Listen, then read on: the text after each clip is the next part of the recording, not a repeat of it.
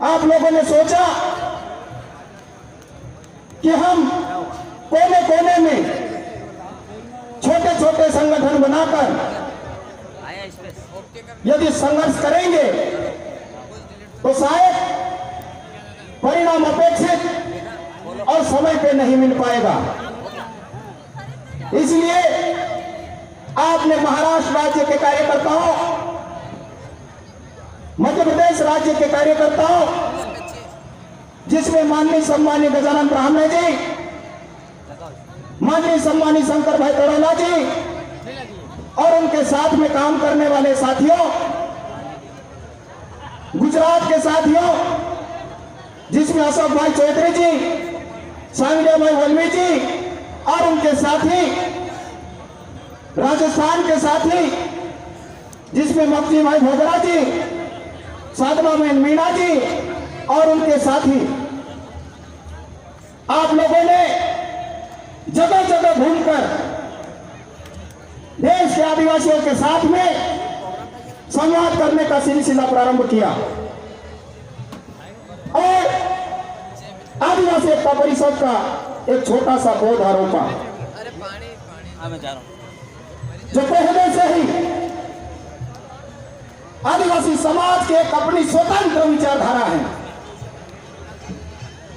उसको लेकर काम करने वाले लोगों को इकट्ठा करने का काम शुरू किया। आदिवासी समाज को इकट्ठा करने के लिए आपने कुछ सिद्धांत बनाए। आदिवासी एकता परिषद,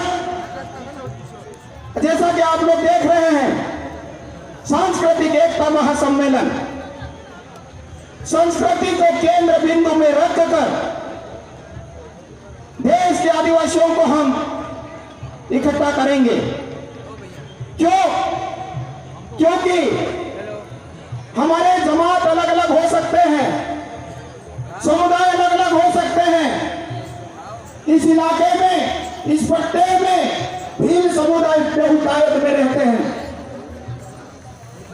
फिर बिलाला समाज, पटेलिया समाज, बारेला समाज, यदि इधर हम बढ़ते हैं तो गोंड समाज, ऐसे ही चौधरी, वसावा, धामिक, सब लोगों की बोली अलग हो सकती है, पहनावा अलग हो सकता है, लेकिन संस्कृति के अंदर जब हम घुसेंगे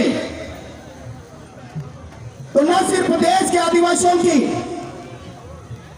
बल्कि पूरी दुनिया के आदिवासियों की संस्कृति में समानता है। और इसलिए संस्कृति को केंद्र बिंदु रखकर देश के आदिवासियों को इकट्ठा करने का जो संकल्प लिया, धीरे धीरे आगे बढ़ाया। दूसरी जो बात है, इस देश के संविधान में जो डॉक्टर बाबा साहब भीमराव अंबेडकर की अगुवाई में विद्वान लोगों ने मिलकर बना, उसमें देश के समस्त आदिवासियों के संवैधानिक अधिकार समान है। तो देश के आदिवासियों को संवैधानिक अधिकारों को केंद्र में रखकर देश के आदिवासियों को एक सूत्र में बांधने का प्रयास प्रारंभ किया।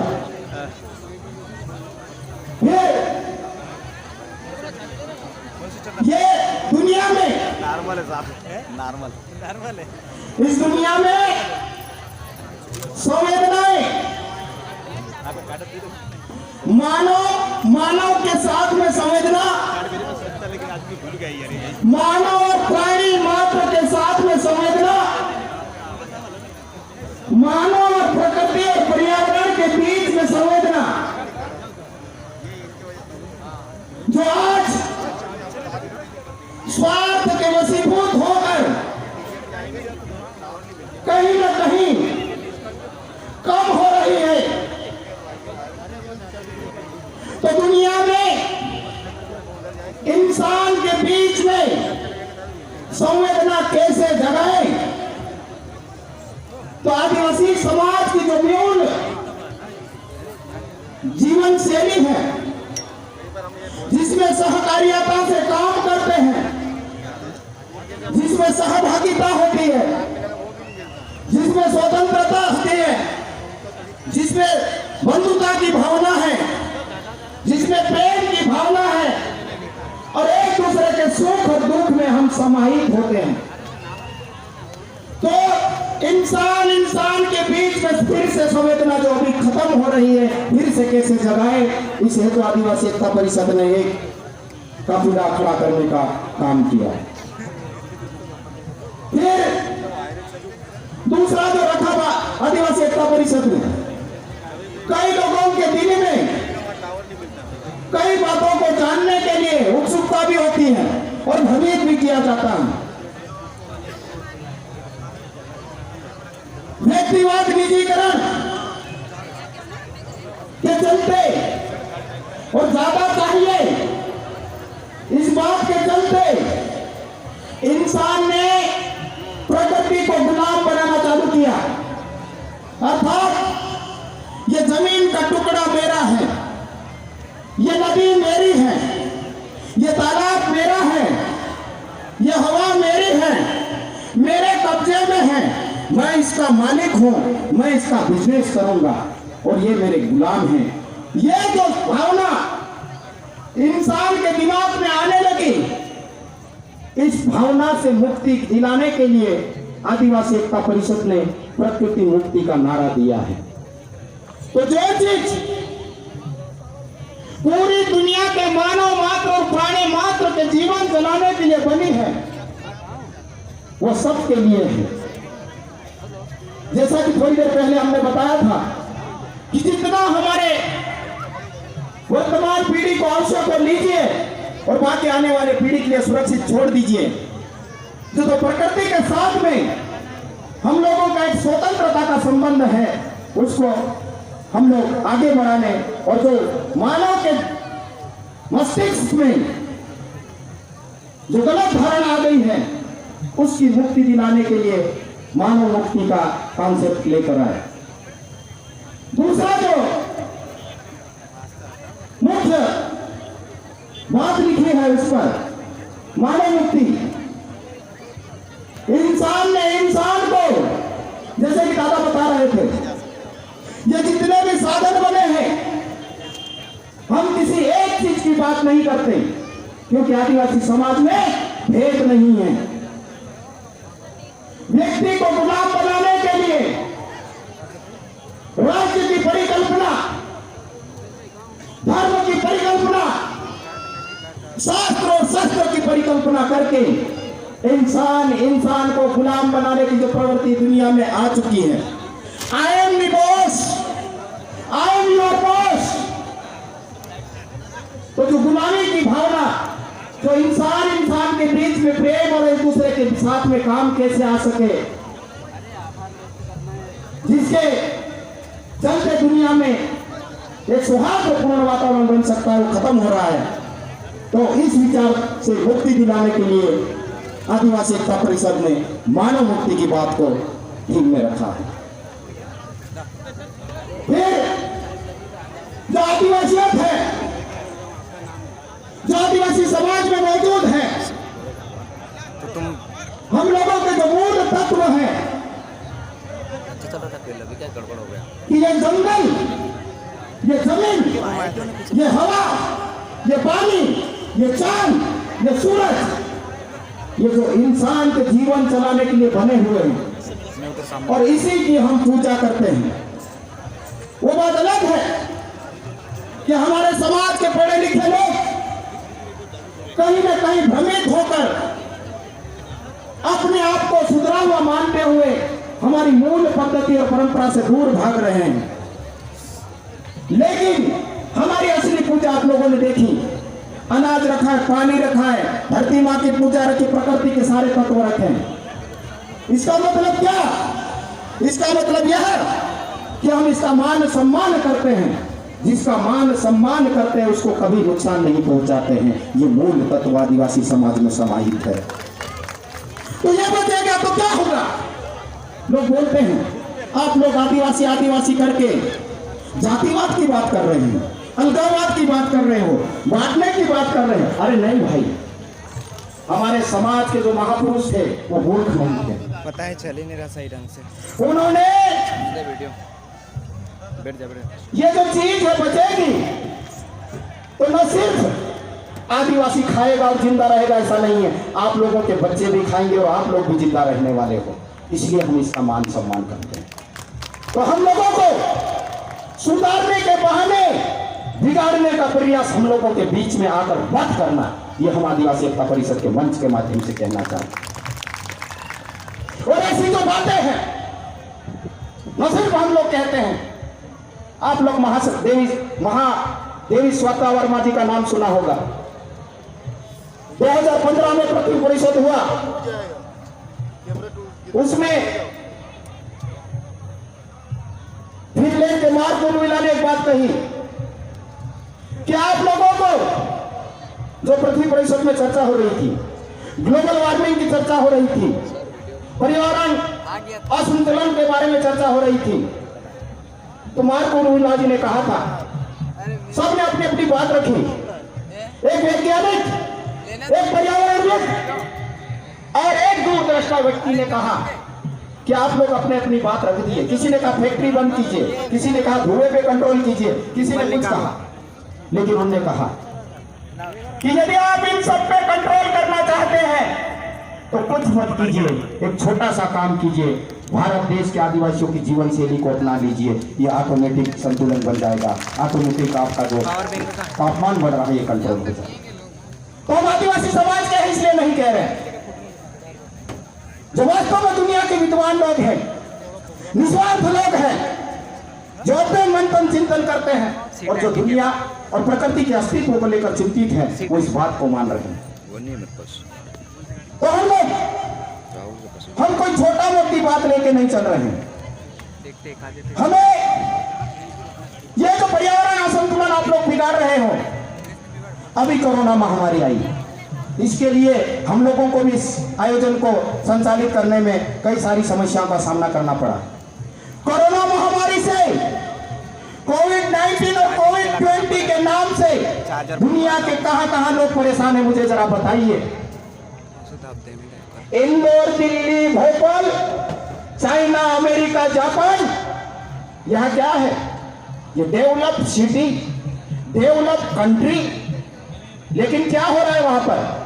त्राही मची हुई है।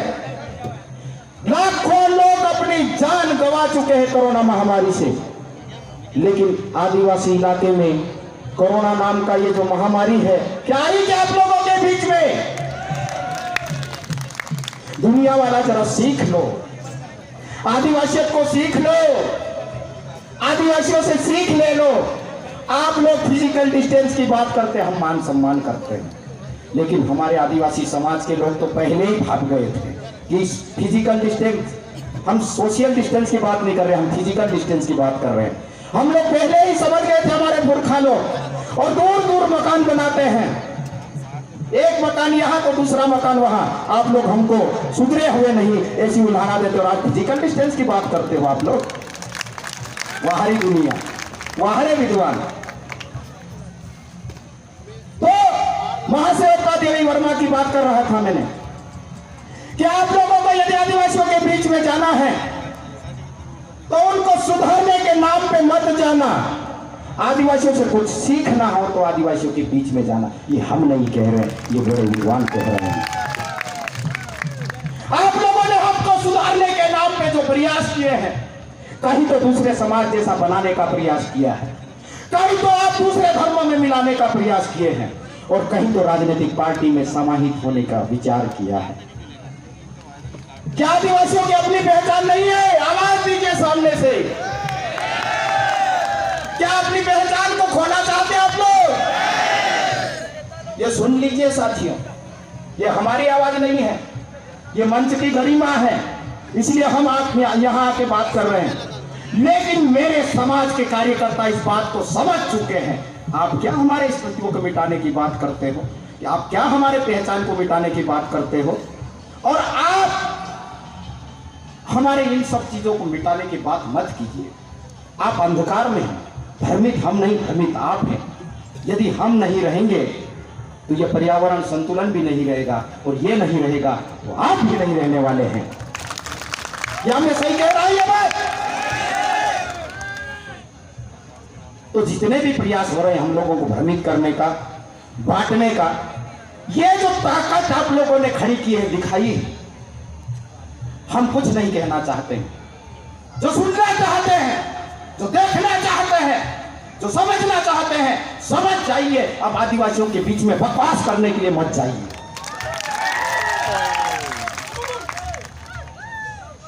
और हम प्रकृति को टिकाने की बात कर रहे हैं, और लोकतंत्र लोकतंत्र करके जो आप लोग हमको सिखाने की बात करते हो ना, जिस देश के संविधान जनता का, जनता के लिए और जनता द्वारा, इसी को लोकतंत्र कहते हैं। तो सही लोकतंत्र यदि आज के वर्तमान समय में मौजूद है तो आदिवासी समाज में मौजूद है। यदि आपको इसका प्रमाण चाहिए तो जिसको आप सुदूर कहते हैं, जिसको पिछड़ा हुआ गांव कहते हैं, वहां पर जाकर एक बार अध्ययन मंथन चिंतन कर लेना, आपको देखने के लिए मिल जाएगा। हम लोगों की जो न्याय प्रणाली है हुआ करता था, हम भी भोले थे कि जैसा हम हैं वैसा ही सामने वाले को समझते थे, तो सामने वाले ने उसका फायदा उठाया। इस देश का जितना इतिहास लिखा तो मेरे समाज को पीछे रखा, मेरे समाज के महापुरुषों को चोर, उचक्का, डाकू, गंवार, अनपढ़, जाहिल कहा, और इस देश के संविधान की जो मूल भावना है, समानता, स्वतंत्रता और बंधुता, उसका उल्लंघन करने का प्रयास किया। लेकिन अभी मेरे समाज का युवा जाग चुका है, संविधान के एक एक अनुच्छेद का अध्ययन करता है और उसकी व्याख्या करता है, उसका मीनिंग क्या है ये समझता। आप लोग समझते हैं या नहीं? तो अब हम संविधान के दायरे में रह के और इस मां प्रकृति का सम्मान करते हुए आदिवासियों के इस वैचारिक आंदोलन को आगे बढ़ाना चाहते हैं। और देश का युवा, जो देश का नौजवान युवा हमारे बीच में बैठा हुआ है, देश का नौजवान युवा इस पंडाल में और इस पंडाल के आसपास, पंडाल में जितने लोग हैं ना, उससे ज्यादा तो पंडाल के बाहर है। युवा लोग ज्यादा है या दूसरे लोग ज्यादा है, जरा बताइए। इस देश का आदिवासी समाज का युवा अंगड़ाई ले रहा है। आप समझ जाइए, सही रास्ते पे चल जाइए। आपको हम धमकी नहीं दे रहे हैं, हम हमको भी और आपको भी बताने की बात कर रहे हैं। तो ये जो देश का युवा यहां आप लोगों को पीली पगड़ी की बांध कर दिख रहा है, और जितने भी सामाजिक संगठन है उसका जो नौजवान युवा साथी है, अब जो ये सब चीजें चल रही थी तो कई सारे साथियों का फोन आ रहा था कि दादा क्या करना होगा।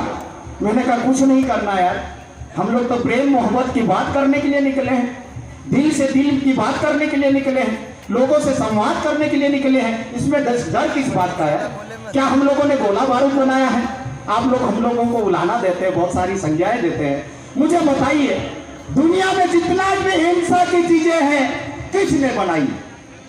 आदिवासियों ने यदि छोटा मोटा अस्त्र शस्त्र बनाए तो क्या बनाया? तीर कमान बनाया, बस, ठीक है ना। फायदा बनाया, तलवार बनाया, जहां रहता है वो अपनी सुरक्षा के लिए। लेकिन आप लोगों ने तो बंदूक, गोला बारूद, जिससे दुनिया में हिंसा बढ़ती है, उस चीज को बना के रख दिया है। और आप लोग हमसे डरते हो? हमारे हाथ में तो कुछ नहीं है भाई, हम तो बचाने की बात कर रहे हैं। लेकिन हम संवैधानिक तरीके से और लोकतांत्रिक तरीके से अपनी लड़ाई को आगे बढ़ाएंगे, ये मेरे समाज का युवा कहता है। समाज का युवा आदिवासी विचारधारा के साथ में है या नहीं? सुन लीजिए। तो जितने भी पत्रकार बंधु यहाँ पर सम्मानी हैं, जो लोकतंत्र का चौथा स्तंभ कहलाता है, हम जो बात कह रहे हैं, पूरा पंडाल जो बात कह रहा है, यदि लिखना ही है तो अच्छी चीज लिखिए, ताकि इस आदिवासी समाज के कार्यक्रम से दुनिया को दिशा मिल सके। दुनिया में अच्छी पत्रकारिता खत्म हो रही है भाई, हम किसी के गुलाम हो गए। आपकी खुद की प्रतिभा आप छुपा रहे हो, किसी के कहने पे चलते हो, किसी के कहने पे काम करते हो। ऐसा चलना चाहिए क्या? तो और अभी वर्तमान दौर में इलेक्ट्रॉनिक और प्रिंट मीडिया के माध्यम से लोगों तक बात जाती है, और हम जैसे लोग यदि सही बात रखने का प्रयास करते हैं तो बात रखने के लिए रोका जाता है। क्या करना चाहते हो दुनिया के साथ में, देश के साथ में, लोगों के साथ में, ये खुल के बोल दीजिए ना जरा एक बार।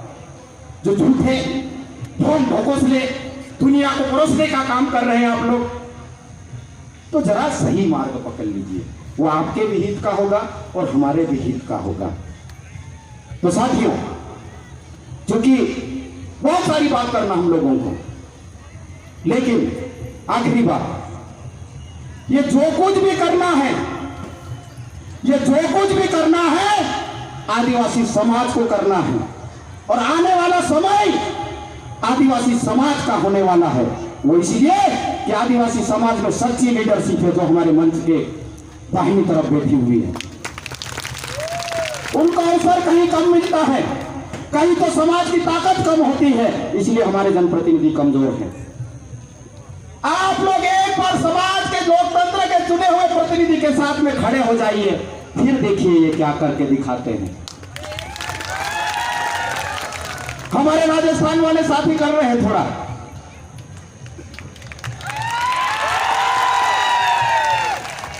माननीय दिलीप सिंह भूरिया साहब करके चले गए, श्रद्धा के रूप में जरा तालियों की गड़गड़ाहट से पंडाल को जरा, ये असली योद्धा थे। तो हम लोग जो काम कर रहे हैं,